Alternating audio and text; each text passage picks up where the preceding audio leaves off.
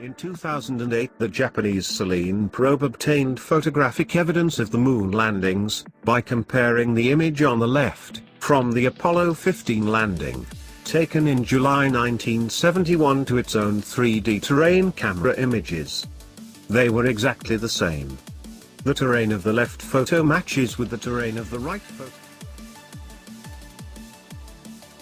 This picture is often used to claim that there were studio lights visible in the upper left corner.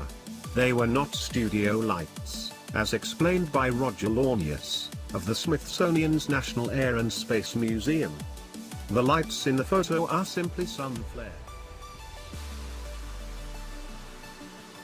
The lunar landings have been spotted by China's Chengdu lunar probe, the Indian Chandrayaan-1 probe, and various other independent, non-NASA funded, space agencies. The lunar rocks brought back by NASA from the moon. A footprint left by one of the astronauts of the Apollo 11 mission shows in the soft, powder surface of the moon.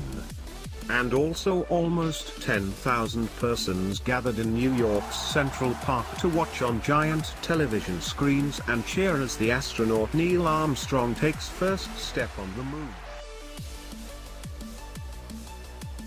It is often claimed that if the lunar landings were real, we could see them from the Earth, or the Hubble telescope. Nope.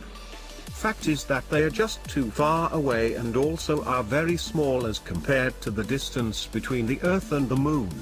On the other hand, we can see the lunar landing sites thanks to the Lunar Reconnaissance Orbiter. Here is the picture. It is often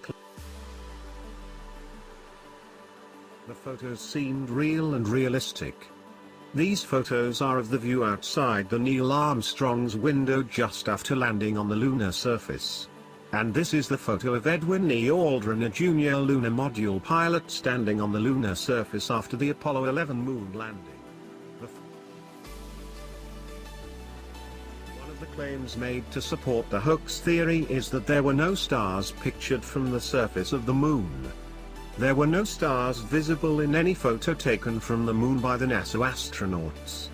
But this is because the moon has a thin atmosphere and so its surface is very bright, reflecting a lot of the sun's light. There are no stars because the cameras couldn't pick them up. One claim made by Apollo 11 conspiracy theorists is that the American flag was seen flapping on the surface of the moon. There isn't any wind on the moon, but there is momentum and inertia.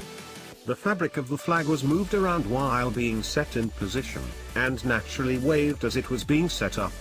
One thing should also be noticed, that it also has a pole along the top to keep it in position.